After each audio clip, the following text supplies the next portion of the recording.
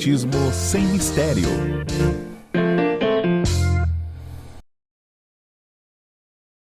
Olá pessoal, estamos iniciando o programa Espiritismo Sem Mistério, estudando o Livro dos Espíritos.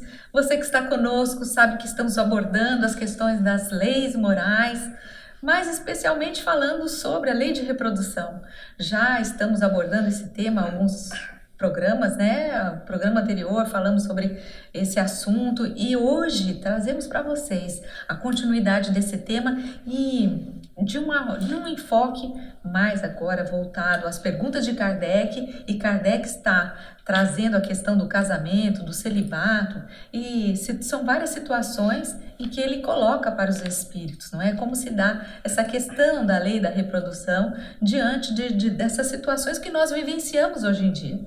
Então pegue seu livro, seu caderno, vem estudar conosco, faça suas anotações no Livro dos Espíritos, que sempre é útil quando nós deixamos, né, as nossas inscrições ali, os nossos comentários, ou até mesmo as nossas dúvidas, você fica com tudo arquivado na sua mão. Surgiu alguma dúvida, você tem lá um comentário, alguma observação, algum exemplo, principalmente. Exemplos sempre nos ajudam a guardar mais o tema e a inclusive ajudar-nos as pessoas que muitas vezes vêm até nós perguntando alguma coisa sobre o Espiritismo e você tem condições então de auxiliar. Para quem não me conhece, eu sou Solange Salman Godoy, junto com o nosso querido André Luiz Ruiz. Como vai, André? Olá, Solange. Olá, queridas irmãs, queridos amigos. Nós estamos andando nesse abordar essas questões do mundo espiritual dentro do tema da reprodução, lei de reprodução. E é uma abordagem bastante interessante porque estamos vivendo uma época em que as questões da sexualidade continuam a ser ainda mais candentes na relação do ser humano consigo mesmo.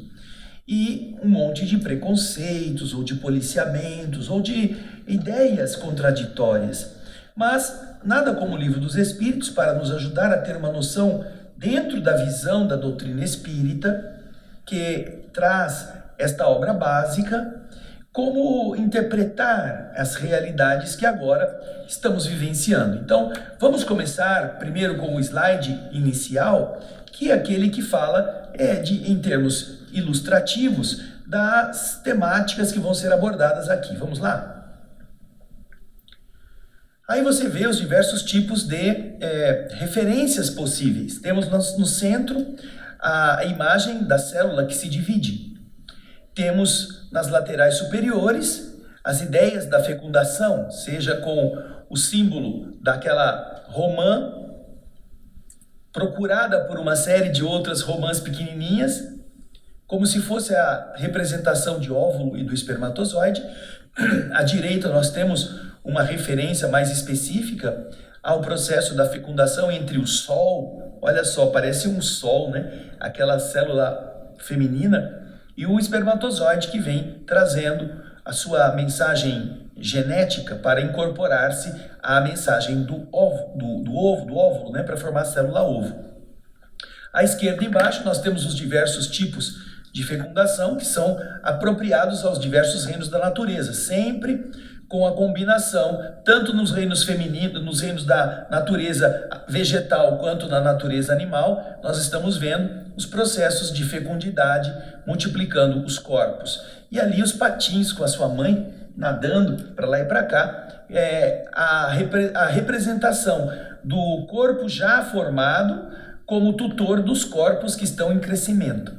Isso é o objetivo daquilo que a lei de reprodução estará nos abordando. Então agora, depois de termos essa viagem para esta realidade cósmica, isso não é só do ser humano, você viu aí que os reinos da natureza todos estão em processos de reprodução, né? Então agora vamos à primeira pergunta do programa de hoje, que é a questão 695 do Livro dos Espíritos. Vamos lá? O casamento quer dizer a união permanente de dois seres. Ele é contrário à lei natural? Bem, a preocupação sempre de Kardec é levar a nossa mente, o nosso raciocínio a entender a nossa relação com a chamada lei da natureza, a lei natural, que foi o primeiro capítulo, né? O primeiro capítulo desta terceira parte, a lei divina ou lei natural. Inclusive a Solange tinha deixado já separado aqui, ela vai comentar isso depois. Agora, nessa questão específica, nós temos um detalhe muito interessante. Kardec, pode colocar de novo na tela, por favor? Kardec coloca a questão nesses termos. O casamento, primeiro ele fala, o casamento. E depois ele põe entre vírgulas a expressão quer dizer a união permanente de dois seres. Por que ele faz esta explicação? Porque a palavra casamento, ela foi muito utilizada para uma cerimônia oficial, para uma cerimônia legal em que pessoas comparecem diante de autoridades eclesiásticas ou diante de juízes de paz, autoridades civis, para formalizar uma união chamada casamento. Casar é estar junto com outra pessoa sob essa legislação. Porém, Kardec está dizendo que isto não se aplica apenas aos que se unem legalmente segundo a jurisdição do seu país, da sua nacionalidade. Ele está explicando o casamento quer dizer a união permanente de dois seres. Pode essa união não ter acontecido num casamento? Pode a união ter se dado numa relação informal, mas de natureza permanente.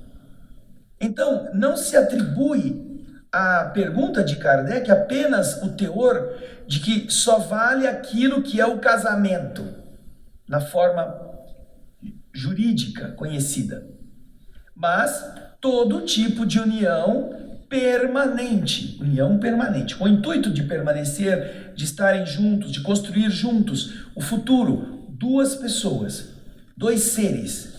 Então, a união permanente de dois seres, ou seja, não é a união fortuita, não é a união passageira, é a união permanente. É contrária à lei da natureza? Pergunta Kardec. Vamos então ver a resposta dos espíritos? É um progresso na marcha da humanidade. Ou seja, ele não está dizendo que é uma atitude contrária à lei natural, está dizendo o contrário, está dizendo é um progresso na marcha da humanidade. Por que será que é um progresso? Porque, naturalmente, houve época em que não era assim. Houve períodos em que os homens não tinham intenção, eu digo aqui homens e mulheres, né, no sentido genérico, não tinham intenção de manter nada de fixo, de permanente. Viviam cada um consigo ou com o outro, e o outro trocava para o outro. Ou seja, nós observamos isso no reino natural dos animais irracionais. Os animais irracionais, na grande maioria, mantêm uma relação de troca de genética de gametas sem um critério muito rigoroso e podendo fazer isso com várias fêmeas, no caso de um macho, mantendo uma relação sem o caráter de permanência. Mesmo que em algumas circunstâncias existam algumas exceções, até mesmo no reino da natureza, porque existem animais que permanecem unidos, fiéis, até que um deles morra. Eles continuam juntos. As araras são seres que continuam vivendo juntos, tucanos, têm este ambiente afetivo, que nós chamamos de afeto, mas eles devem ter uma outra causa para manterem-se unidos assim. Porém, a maior parte, eles não se apresentam assim tão seletivos, eles acabam ficando com qualquer uma. Agora, dentro da evolução da espécie, quando o homem deixa a sua condição de animal irracional e migra para a sua condição de ser humano, com raciocínio completo, com capacidade de percepção e aprendizado, o que acontece é que, no começo, ele tem as tendências ainda dos bichos. No começo, no seu primitivismo, o homem continua com essas noções de ter uma irresponsabilidade, porque ele não sabe o que é isso ainda. Mas com o passar do tempo, o que acontece? Ele começa a se afeiçoar a determinadas pessoas mais próximas, com quem ele se entende melhor. Esse é o embrião do amor, da afetividade. Então, quando Kardec pergunta se o casamento, ou seja, a união permanente de dois seres, se ela é contrária à lei da natureza, e os espíritos respondem que isso é um progresso na marcha da humanidade, é justamente porque no começo da humanidade os homens não tinham, os seres humanos não tinham este hábito, esta escolha. Mas com a melhoria das relações sociais, do entendimento afetivo, da noção moralizante dos verdadeiros sentimentos, os homens acharam que era mais vantajoso manter com uma outra pessoa com quem se afinize aquilo que é um projeto que agora é de dois para fazerem uma só vida. Então é um progresso no âmbito da moralidade, no âmbito dos valores do espírito, e já representa um avanço em relação à responsabilidade afetiva. Então é importante que nós nos lembremos disso. Não se refere somente a casamento, esse que vai na igreja ou vai no cartório, onde tem aliança, onde tem documento, onde tem testemunha. Não. Qualquer união com caráter permanente de dois seres, ok? E aí, Solange, quer comentar alguma coisa ou vamos para frente? Vamos para frente, porque Kardec continua. Olha só a colocação que ele vai fazer, né? Já que o casamento ele é um progresso na marcha da humanidade, Kardec vem dizer: qual seria o efeito da abolição do casamento na sociedade humana? É uma pergunta interessante essa. Bom, se o casamento é importante, é um progresso, e se nós abolirmos o casamento da sociedade, da forma que nós conhecemos, não é? Vamos tirar o casamento, isso não vai existir mais. Qual seria o efeito disso? E nós vamos ver a resposta dos veja só, espíritos. vamos pensar, vem aqui para mim, vamos pensar, se a união permanente é um progresso, uma marcha do progresso da humanidade, se você cancela isso, se você combate isso, se você não estimula mais isso, se você promove a não necessidade de uma união permanente ou da inutilidade do casamento, chamado assim genericamente, né? O que seria isso caso acontecesse, como em alguns lugares se está tentando implantar, né? Vamos ver o que os espíritos respondem. O retorno à vida animal. Ora, essa resposta, ela é certeira, né, André? Era o que o homem era antes. Exatamente, é um retrocesso. Já que o outro é um aprimoramento, quando você retira essa questão da união entre duas pessoas, você vai ter um retrocesso à prática animais. E é o que nós estamos vivenciando hoje em dia. Vamos pensar numa seguinte questão. Vamos dizer então que agora se determine que a luz elétrica é uma maldição e que não deva mais existir. E que então agora, para você iluminar os ambientes, você vai precisar do lampião a querosene, que é o que resta, é o que sobra. Não tem mais energia elétrica. Então isso é o quê? É um avanço? Ou é um retrocesso? É um retorno a 200 anos atrás? É um retorno ao tempo do Cristo, quando as lamparinas a óleo as candeias eram a única fonte de luz. Você acha que é um avanço? Os espíritos dizem que não. Alterar esse processo para tornar o homem promíscuo, a mulher promíscua, sem que haja nenhuma responsabilidade mais da permanência das uniões, porque isso caiu de moda, é retornar o homem ao nível animal. É assim que os espíritos consideram. Olha que interessante. Voltar a viver na selva, onde os bichos copulam uns com os outros, ninguém tem responsabilidade com ninguém, geralmente sobra para a mulher a responsabilidade de criar os filhos, a sua prole, ela que se vire. É mais ou menos, né? É o reino animal irracional. Por isso que a gente tem que tomar muito cuidado com essas agendas ditas progressistas que que estão tentando implementar um certo tipo de pensamento, de raciocínio, de que todo mundo é de todo mundo, que você pode, né, se multiplicar e todo mundo fica, né, unido e separado, ou você troca daqui, troca de lá. Quer dizer, tudo isso nada mais é do que um retrocesso. Nós estamos vendo que estamos num momento na Terra com o reencarne de muitos espíritos, de uma quantidade enorme de espíritos, e espíritos que vieram de zonas umbralinas, de zonas difíceis, e eles querem trazer e implementar isso na nossa sociedade hoje. É exatamente isso que nós estamos vivendo. Então a gente tem que ter muito cuidado com essas questões e tentar enxergar o que está por trás disso, porque o que nós estamos vendo é a destruição da união entre duas pessoas, naquilo que nós chamamos de casamento, e o que é pior, naquilo que nós chamamos de família, desse bloco familiar que nós entendemos que é a base da nossa sociedade. Então é importante a gente ficar bem atento a essas agendas. Kardec faz um comentário na sequência, vamos acompanhá-lo? A união livre e fortuita dos sexos é um estado natural.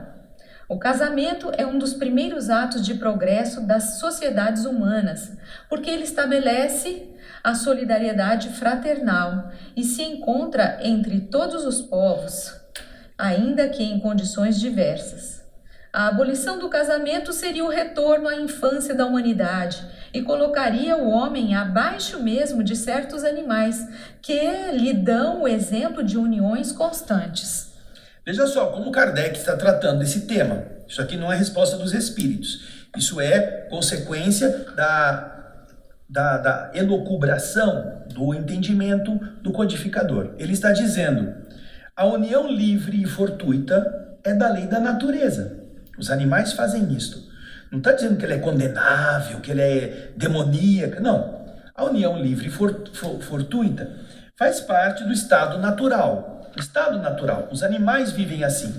Os animais, para se relacionarem sexualmente, não ficam fazendo cerimônia de união, não vem o padre boi para fazer a união do seu boi com a dona vaca, como testemunha dos outros bichos, o burro, o jumento, a égua, vão testemunhar a união do seu boi com a dona vaca. Não existe isso na natureza. Eles estão juntos, há a necessidade da copulação para a procriação, existem os mecanismos bioquímicos dos feromônios que indicam que a fêmea está grávida e o macho dominante vai fazer com que ela possa ser uma das que vai produzir mais um elemento daquela manada, daquele rebanho. Simples assim. E ela vai ficar com o peso de transportar até o nascimento, vai dar à luz, vai amamentar e o boi vai andar por aí, né? Não vai haver nenhuma ligação. Então, esse é o estado da natureza, o estado natural. A partir dele, de onde todos nós viemos, inclusive, nessas práticas, quando o nosso espírito estava nestes reinos inferiores, quando o homem chega na condição hominal de ser humano com raciocínio completo, o que acontece? Ele dá o primeiro passo para sair dessa condição de promiscuidade, de irresponsabilidade, que é estar se unindo fraternalmente, como ele diz aqui.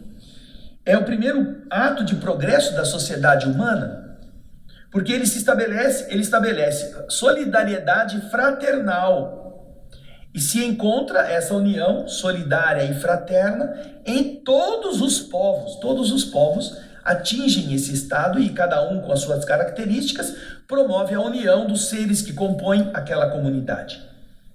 Então, veja só, é um passo positivo daquilo que antes existia no reino animal e racional e no reino primitivo dos seres humanos.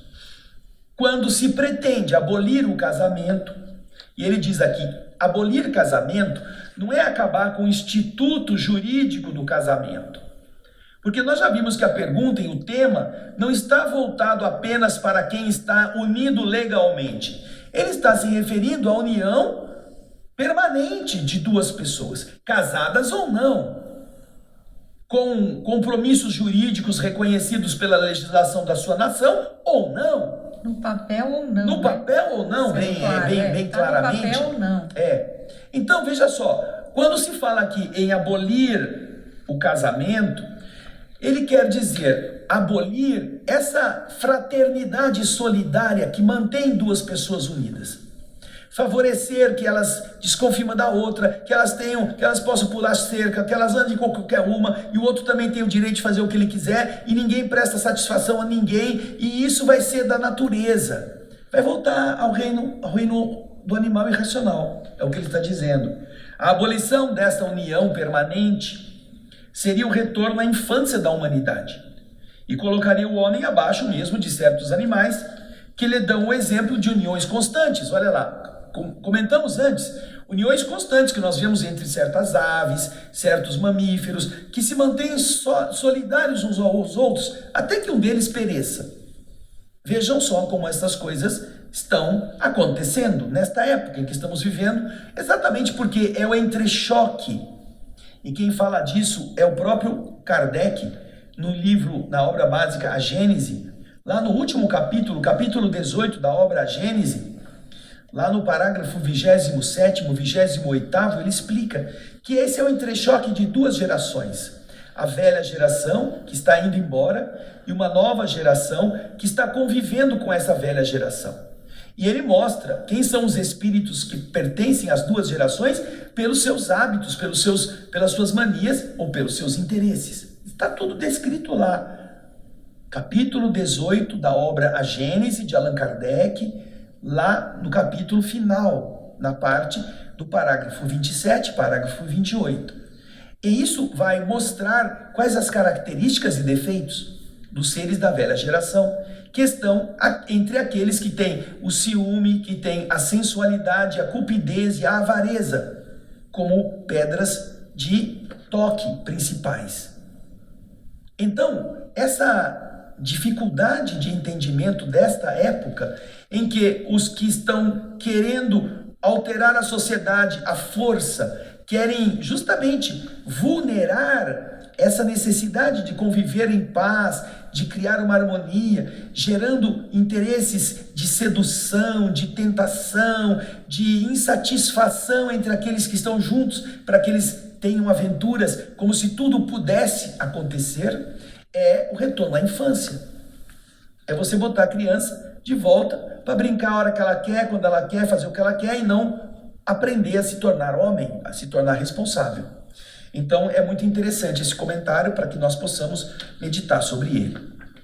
Solange, quer falar alguma coisa ou vamos ir para frente? Vamos em frente, porque a pergunta 697, olha o que Kardec traz para a gente. A indissolubilidade absoluta do casamento está na lei natural ou somente na lei humana? É interessante essa pergunta, porque principalmente na época de Kardec, onde a igreja católica era a igreja dominante, e quando você se casava daquela forma, até que a morte nos separe, aquela coisa, aquele instituto do casamento que...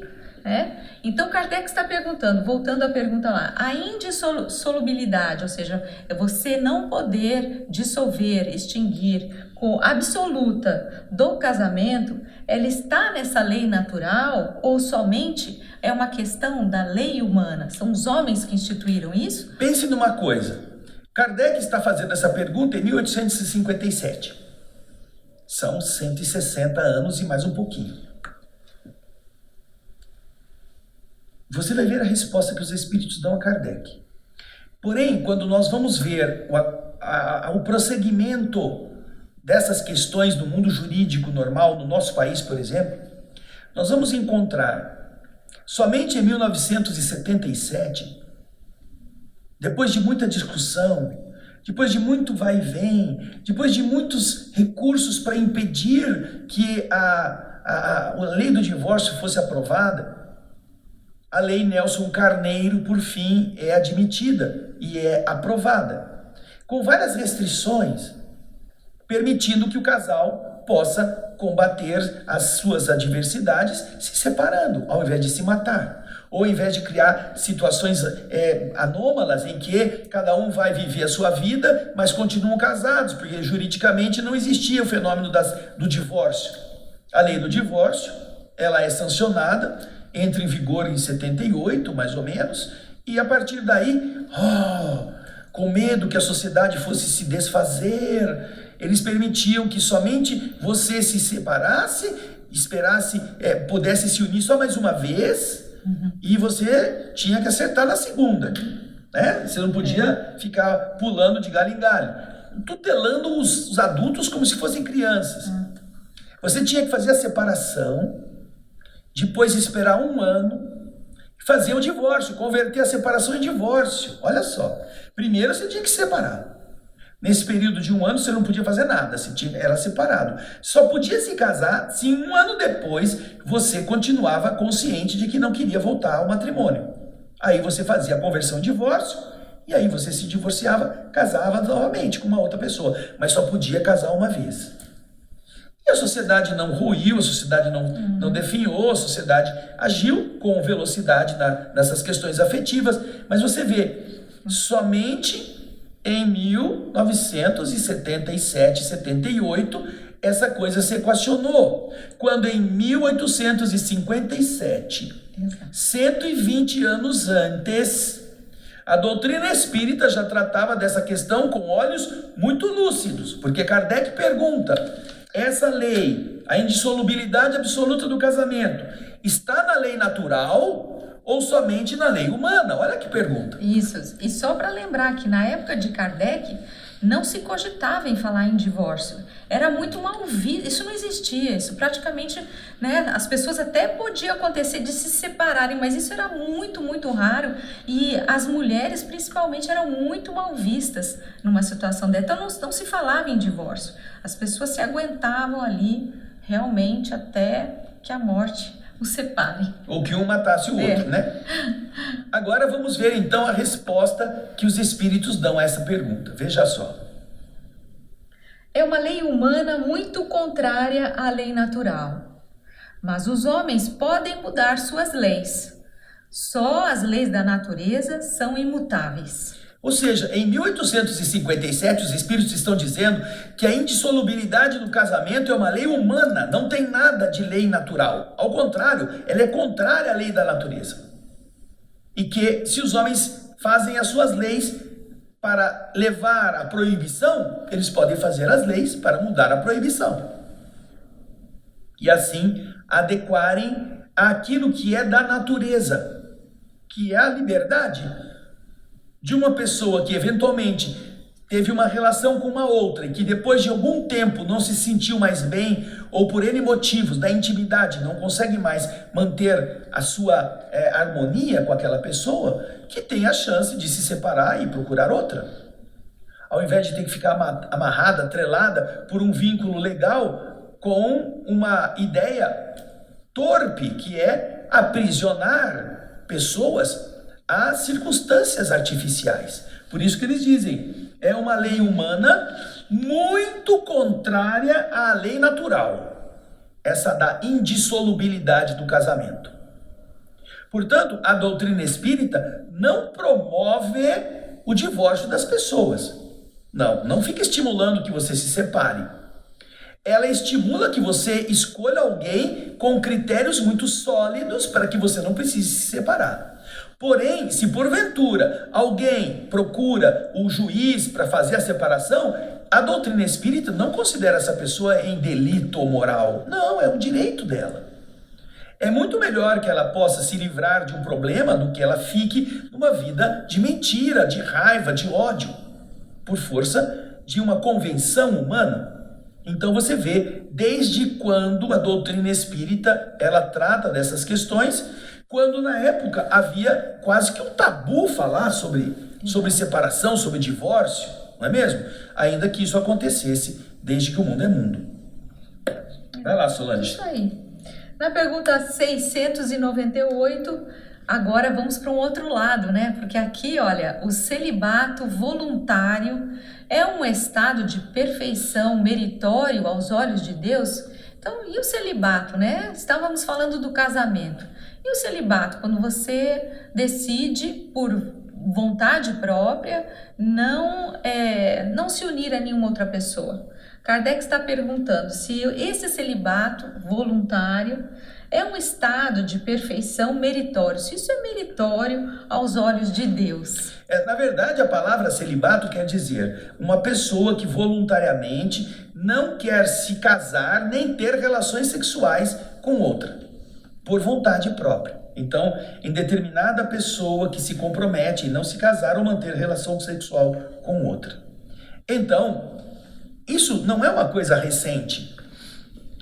Ao tempo de Kardec, essa postura celibatária já era alguma postura vinda de séculos ou de relacionamentos culturais em alguns povos e que era uma opção.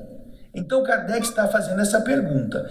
Essa neutralidade, essa isenção da pessoa em ter uma relação familiar ou sexual com outra é um estado de perfeição que tem mérito aos olhos de Deus? Isso é bom? Pergunta Kardec. Vamos ver a resposta.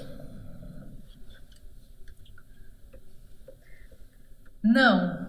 E os que vivem assim por egoísmo desagradam a Deus e enganam a todo mundo. Olha que resposta interessante. Eu sei que você vai fazer algumas ponderações, que Kardec também vai fazer logo depois. Mas antes de você fazer as suas ponderações, veja só que critérios interessantes os espíritos respondem. Que esse indivíduo que se obriga ao celibato como uma abstenção de viver em união com outras pessoas, se isso é agradável a Deus, os espíritos dizem que não, porque isso não é da natureza. E essas pessoas que vivem assim por egoísmo, ou seja, não quero me relacionar com ninguém porque eu não quero ter problema, eu não quero ter contato com pessoas porque essas pessoas são complicadas, eu quero garantir o meu sossego, não quero ter compromissos. Essas pessoas que jazem vivendo deste modo, elas desagradam a Deus e elas enganam a todo mundo. Por que essa palavra aí, esse verbo enganar está posto aí? Porque de verdade, muitas pessoas vão achar que esta pessoa que está lutando para não ter relações afetivas com ninguém ou relações sexuais é uma pessoa pudica, uma pessoa que está acima do bem e do mal, uma pessoa que não tem inclinações, que não se deixa levar por tentações. E na verdade é mentira. Porque é um ser humano. O corpo físico produz hormônios e estes hormônios naturalmente atuam no psiquismo da pessoa para levá-la a ter interesses da sexualidade, a ter tendências, a se sentir buscando alguma coisa e que ela tenta reprimir para fazer uma figura diante dos demais. Por isso que algumas pessoas que vivem nesse estado e se orgulham de serem, eu não me misturo com os outros, eu já venci esta necessidade, e os outros dizem, nossa, que espírito superior, ele já está com o pé lá no paraíso, já é um tipo de anjo. Estão enganando os outros. E às vezes vivem assim, e na intimidade são promíscuos, na intimidade mantêm relações com objetos, com animais, para darem vazão ao seu estado de necessidade biológica, que faz parte da natureza. Por isso que eles estão dizendo aqui que quando alguém faz isso, quando alguém se mantém em celibato por egoísmo, eles estão defraudando a lei do universo e eles estão enganando as pessoas. Agora, aquilo que você pensou, você quer comentar alguma coisa? Não. Aquilo que você pensou aqui, que também a gente pensa, vai ser objeto da pergunta de Kardec, que é a seguinte que você vai ver na tela. Vamos lá. O celibato não é, da parte de certas pessoas, um sacrifício com o objetivo de devotar-se mais inteiramente ao serviço da humanidade? Ora, nem todo mundo que se limita na vida afetiva está fazendo isso por um desejo de ser reconhecido. Não, algumas pessoas estão fazendo isso para terem tempo, para não terem família, para poderem se dedicar aos seus irmãos, para poderem ser úteis à comunidade. Isso daí é uma coisa ruim, então? Pergunta Kardec. Porque de verdade, essa é uma atitude que todo mundo acha nobre, que produz efeitos positivos na nossa relação social. Você abre mão da sua vida pessoal, de uma vida familiar, né, de ter seus filhos, né, aquele núcleo familiar, você abre mão disso. Mas você abre mão em em benefício de algo maior, de eu poder auxiliar, como diz a pergunta aqui, de servir a humanidade, de servir as pessoas. Então, Kardec está perguntando, né? Isso é ruim? Isso é ruim também? Vamos ver a resposta? Vamos lá. Isso é bem diferente. Eu disse por egoísmo. Naquela resposta, né? Todos os que são celibatários por egoísmo. Mas agora, veja só o que ele vai completar. Todo sacrifício pessoal é meritório quando é para o bem. Quanto maior o sacrifício, maior o mérito. Então você observa que nestes casos, quando alguém está deixando o seu prazer, a satisfação de sua tendência biológica, porque está se dedicando a outras pessoas, ela não tem tempo de criar sua própria família, ou não, o devotamento dela em relação ao amor fraterno é maior do que o satisfazer das suas inclinações, dos seus hormônios. Isso é um sacrifício. E esse sacrifício, quanto maior for, mais meritório ele é. Isso é um bem, uma vez que esteja voltado ao benefício de outras pessoas. Então é muito diferente o celibato do egoísta do celibato daquele que se devota a ajudar as outras pessoas. Se nega a satisfação de ter o cafuné quando chega em casa, o carinho da criança que pula no colo, que beija o seu rosto, a alegria de estar em uma convivência com um grupo de pessoas afinizados. Se nega isso para poder estar ao pé de um doente, junto de um enfermo, junto de uma pessoa pobre, fazendo campanha para ajudar os outros, levando pessoas necessitadas a encontrar uma satisfação mínima para as suas necessidades. Então, isso é muito bonito, isso é muito meritório. É diferente, não é mesmo? É ilógico, né? Seria ilógico se não fosse assim, ilógico. Então, é óbvio que é importante essa questão de você se devotar, se você está se sacrificando, que seja para o bem de alguém, para fazer o bem de alguma forma. Não a benefício próprio, porque aí não é meritório. Mas Kardec continua aqui num comentário que nós vamos ver, vamos ler para vocês, vamos acompanhando. Deus não pode se contradizer, nem achar mal o que fez. Não pode ver mérito na violação da sua lei. Mas se o celibato por si mesmo não é um estado meritório, o mesmo não ocorre quando constitui, pela renúncia às alegrias da família, um sacrifício feito em proveito da humanidade. Todo sacrifício pessoal com o objetivo do bem e sem dissimulação do egoísmo eleva o homem acima de sua condição material. Ou seja, ele está agindo como um ser cuja tarefa na Terra é fecundar outras vidas. Mesmo que ele não tenha fecundação sexual, ele está fecundando o espírito de outras criaturas pelo bem que ele espalha. Lá na questão 893, que fala da perfeição moral, no final deste livro terceiro, nós vamos ter uma pergunta muito interessante a respeito das virtudes. Kardec pergunta aos espíritos: qual é a mais meritória de todas as virtudes? Você pode pensar em virtudes como amor, como devotamento, como honradez, como falar a verdade, fidelidade, diversas virtudes, né? Kardec quer saber qual é a mais meritória. Olha o que os espíritos respondem. Todas as virtudes têm seu mérito, porque todas são sinais de progresso no caminho do bem. Existe virtude toda vez que existe resistência voluntária ao arrastamento das más tendências. Sempre que você tem uma tendência e você luta para não ir naquela direção, você tem uma virtude, é uma força. Porém, dizem os espíritos, o sublime da virtude consiste no sacrifício do interesse pessoal para o bem do próximo, sem intenção oculta. Você não está se sacrificando porque vai sair no jornal, porque vão tirar fotografia, porque você vai ser notícia. Você está se sacrificando por amor ao próximo. A mais meritória das virtudes é aquela que está fundada sobre a mais desinteressada caridade. Não é a virtude A, B, C ou D. É aquela em que você está exercitando a caridade mais pura. E esta será a mais meritória. Então, uma pessoa que está se negando a convivência familiar, a criação de seu próprio núcleo para ajudar outros que estão na vida pedindo o seu amparo, ele está renunciando a si mesmo. É um desinteresse e está fazendo isso por amor ao outro. Então, veja só, essa é uma virtude muito meritória, ok? Então, está lá na questão 893 do Livro dos Espíritos. Solange, vamos para frente? Nós temos que terminar esse tema hoje. A igualdade numérica que mais ou menos existe entre os sexos é um índice de proporção segundo o qual eles devem estar unidos?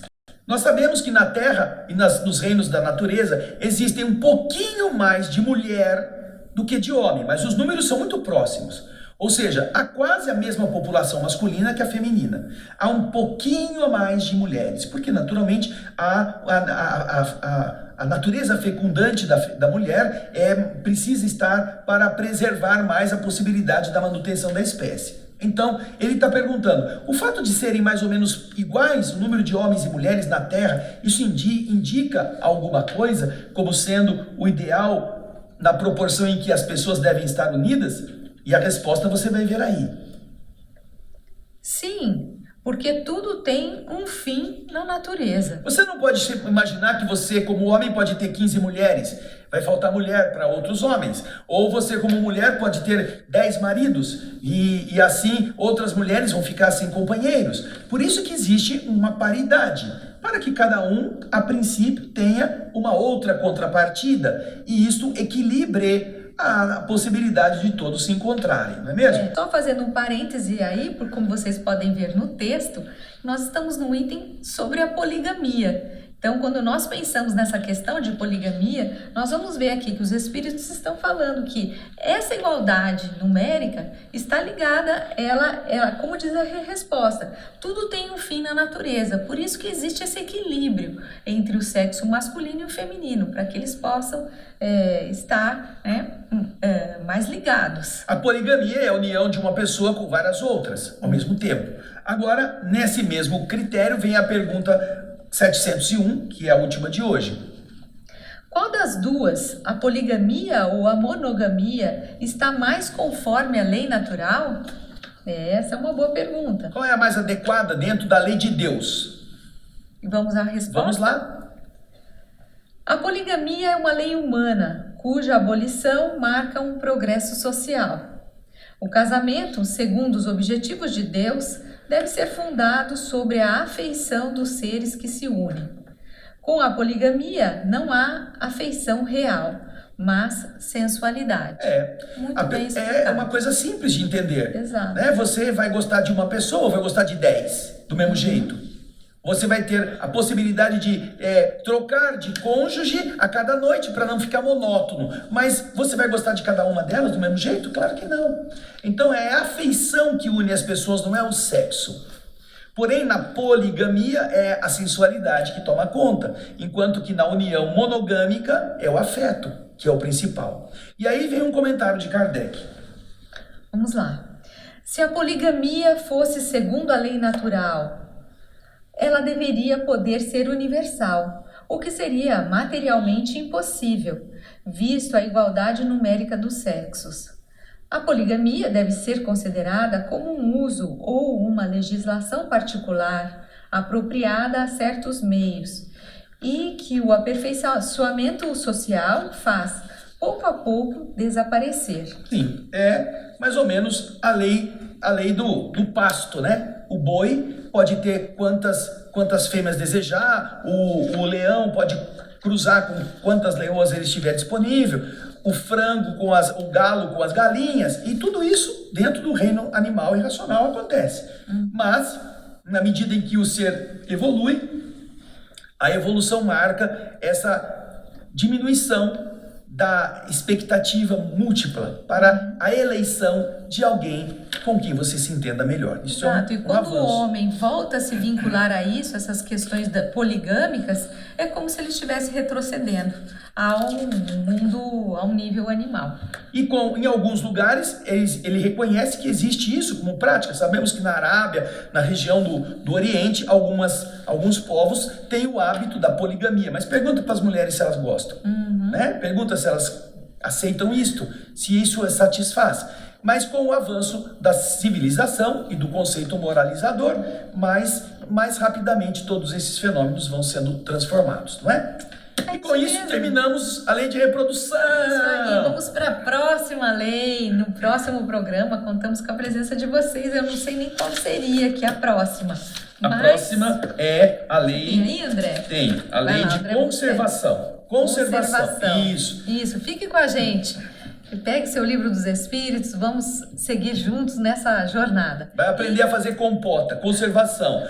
De batatinha, de tomate. Não é essa não, é a outra. Então nós nos vemos no próximo Espiritismo Sem Mistério. Tchau, gente. Beijo grande. Até.